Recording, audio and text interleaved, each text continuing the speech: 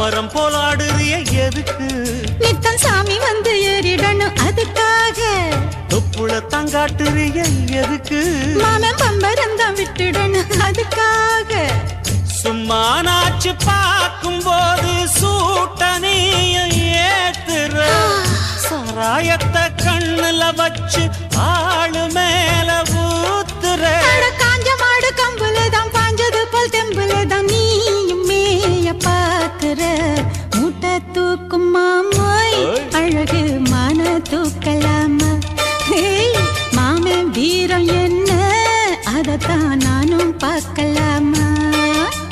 சங்கதியெல்லாம் தெரிஞ்சும் ஏயா சொதப்புற இப்படி? சங்கதியெல்லாம் தெரிஞ்சும் ஏயா சொதப்புற இப்படி?